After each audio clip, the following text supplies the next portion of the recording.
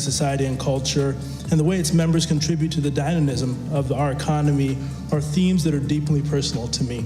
The story of the African-American diaspora is one that is part of my story. My parents, although they raised me in Southern California, came to this country with me in hand, immigrating here from Nigeria.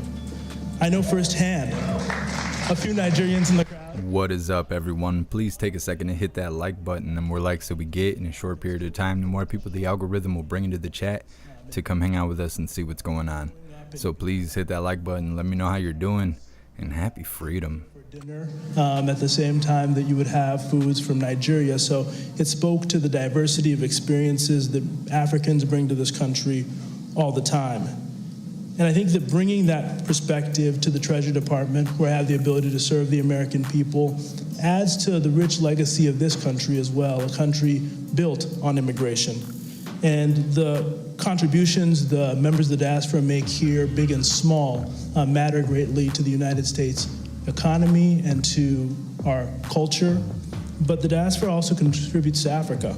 A Brookings study estimates the diaspora last year contributed $46 billion in remittances to Africa. And beyond the economic contributions, the people-to-people engagements creates ties that imbued this country and Africa with deep knowledge and a shared sense of common aspiration.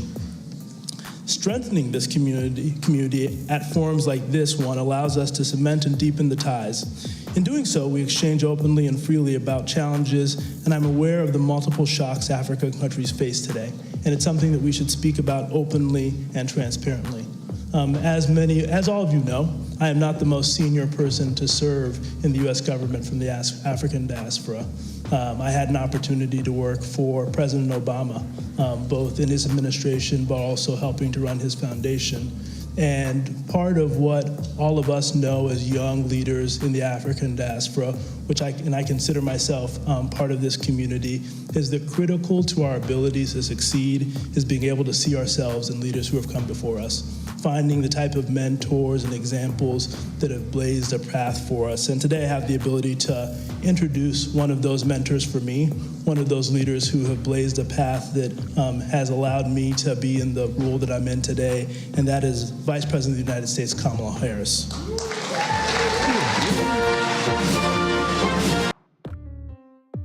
What is up, everyone? Please rack those likes up, get this shared out. Oh, Hyena Harris. We're going to be showing this nonsense, and then we're going to do a coffee with Hooligans after this. We'll probably do it on a separate live, but it's good to see you guys. Good afternoon. To Deputy Secretary Adeyemo, thank you for all you do. I will tell you what many of you probably know about him from the implementation of the American Rescue Plan and the Inflation Reduction Act to your sites, Wally, on what is important about strengthening economic relationships in Africa and around the world. You have been an extraordinary leader. And so to our Deputy Secretary of Treasury, let us please applause his great role of leadership. Yeah, clap right into the microphone. President Akufo-Addo, it is wonderful to see you back in Washington again. I thank you for your work to strengthen the ties between our nations and our people.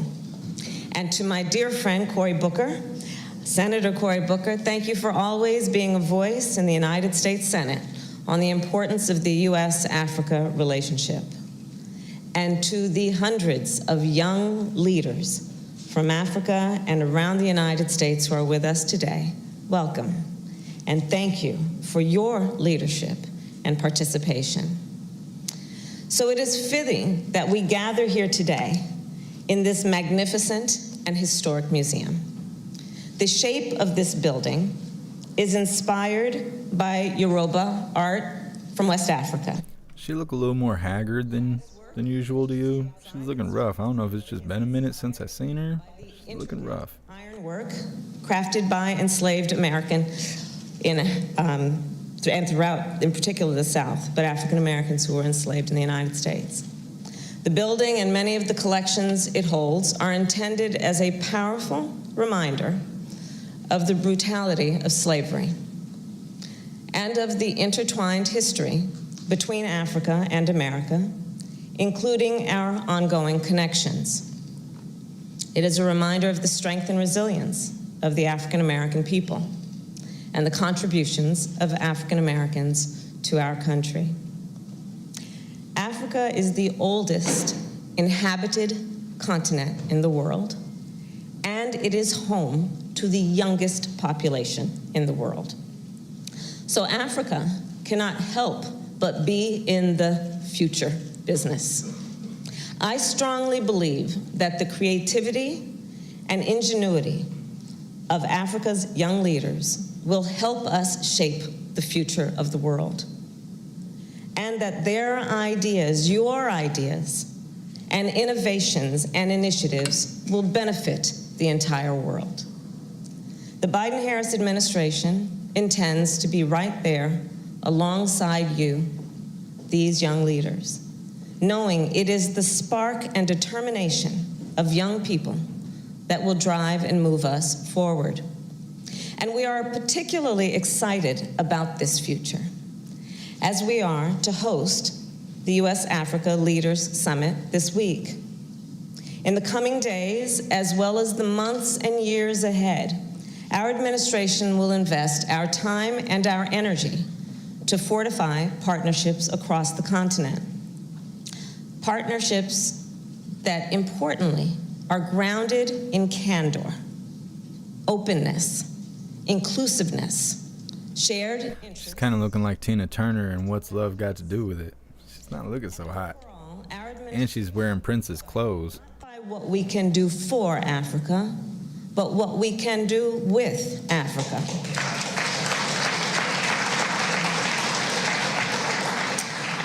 In recent decades, the United States and African countries have worked together to spur economic growth and expand trade capacity across the continent. We have worked together to prevent more than 1 billion cases of malaria and to help more than 22 million people living with HIV/AIDS. Since the beginning of our administration, the United States has invested and plans to provide more than $19 billion for public health and to combat COVID-19. Just sending cash everywhere. Everybody's getting money. Everyone but us. And food security investments, $10 billion in emergency food security programming, and $4 billion in development. We are focused on working with the countries of Africa to address current challenges, as well as to promote long-term growth and innovation. Together, as we continue to advance our partnership in health, in development, and good governance, we are also addressing the need for climate resilience and clean energy, food security, access to finance, and digital technology. In the past 2 years, we have made important progress together, and we must, and we will, do more. Which brings me back then to Africa's young leaders. Just consider, 60% of the population of Africa is under the age of 25. That is nearly 850 million young people on the continent. And by 2050, that figure will grow to 1.2 billion people. 1.2 billion young people. This represents an enormous potential for the world in terms of economic growth and for social and political progress. And so within the next 2 years, the Biden-Harris administration would have invested more than $1 billion in education and youth programming in Africa, which will allow us to further our partnership with African academic institutions and the private sector on education and research in science, technology, engineering, and math. And it will allow us to expand our signature program for African youth, the Young African Leaders Initiative, also known as YALI. As the YALI alumni in the audience know, each year, fellows travel to colleges and universities in the United States for 6 weeks to study. They study business, civic engagement, or public management. We also developed Yali Regional Leadership Centers to provide a similar experience at higher education institutions in Ghana, Kenya, Senegal, and South Africa. Through these experiences, these leaders join a continent-wide network of young leaders. Currently, more than 640,000 young Africans participate in the Yali network. In fact, today, yes, and today I actually met with some of the distinguished alumni, including a young woman who has worked to provide access to clean water for rural communities in Benin. I have met with Cecilia from Zambia, who is a social work student and created projects that provide leadership training to more than 1,000 young people a week. And Ian, who created an organization in Tanzania that uses animation, comics, and radio stories to encourage young people to participate in social change. And to build on these successes, it is now my great pleasure to launch the next phase of Yali, a new investment of $100 million with which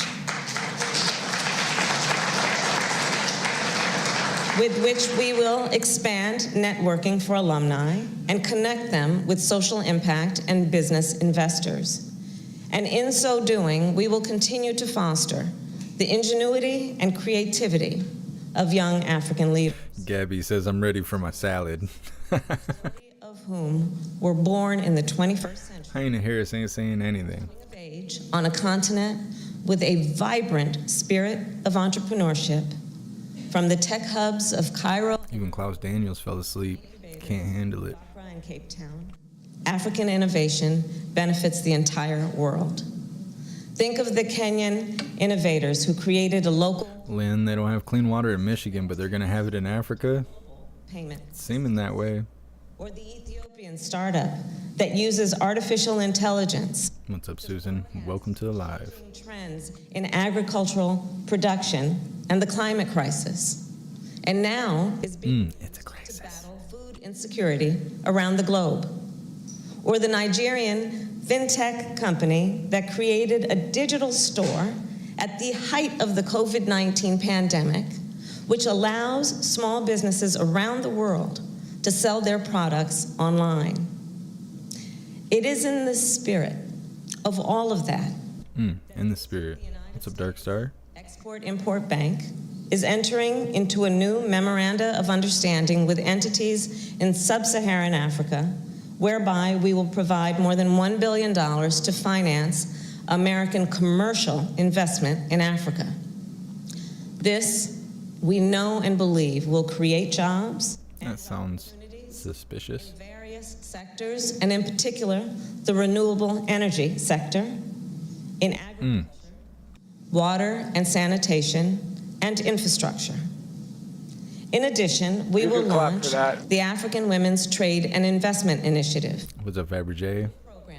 which will help women across Africa participate in e-commerce and access financing and export markets.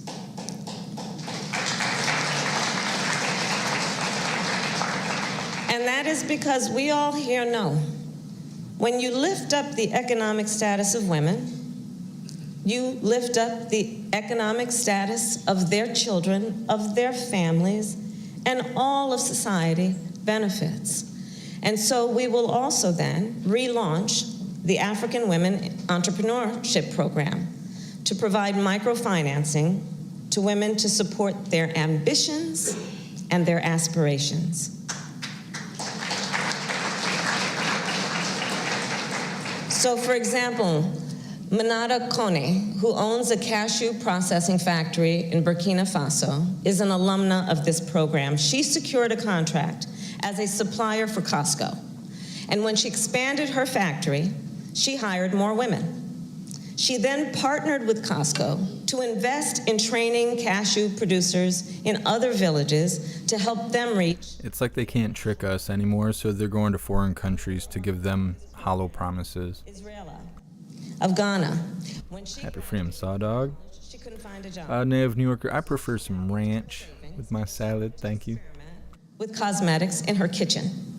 She ultimately created a line of natural hair and body care products, and she now exports her products to Asia, Europe, and the United States. Her products are actually sold on Etsy and Amazon if you're looking for them. And she continues to provide vocational training to women in rural communities, because we know that when we invest in populations that have the incredible capacity of these young leaders, they also take it as part of their personal responsibility to build a legacy so others can follow. And with determination and access to finance, ingenuity knows no bounds. So to invest in the future, we must invest in our young people. And to be effective, we must strengthen a broad coalition between government and community leaders, philanthropic leaders, business leaders, and young leaders. And of course, with the African diaspora, so richly represented in this room. Today, President Biden will sign an executive order to create the President's Advisory Council on African Diaspora Engagement in the United States.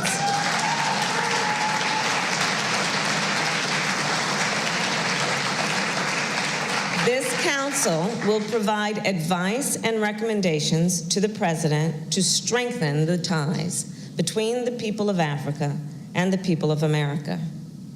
By working together, we can unlock growth and opportunity that far exceeds what any of us can achieve alone. But we must invest in this coalition. So let us work together to foster the spark of creativity and ingenuity in Africa's young leaders. Throughout history, in moments of uncertainty and change, the world has often turned to young people to help lead the way forward. Now is no different. So to Africa's young leaders, I say, I am an optimist. That crack pipe's hitting her hard. Ahead for Africa, and by extension, for the world. Because of you, because of your energy, your ambition, and your ability to transform seemingly intractable problems into opportunities. Simply put, your ability to see what can be unburdened by what has been. I thank you all. Thank you.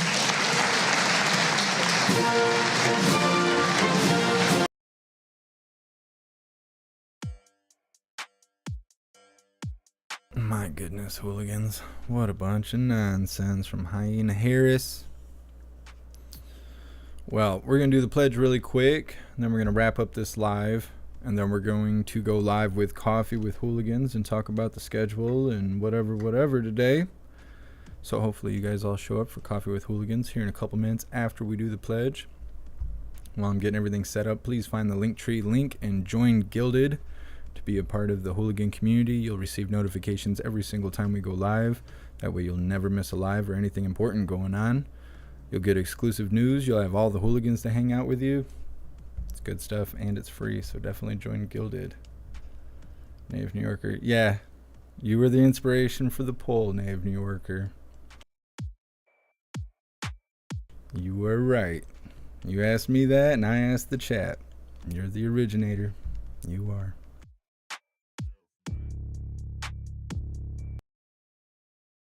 All right, hooligans, all rise for the Pledge of Allegiance. I pledge allegiance to the flag of the United States of America and to the republic for which it stands, one nation, under God, indivisible, with liberty and justice for all.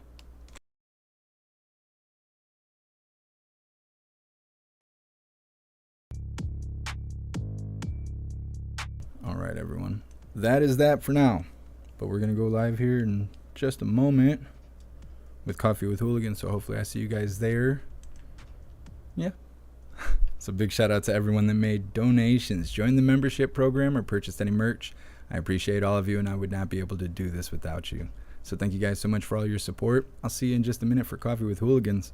Until then, stand tall, shine bright, and that's a wrap.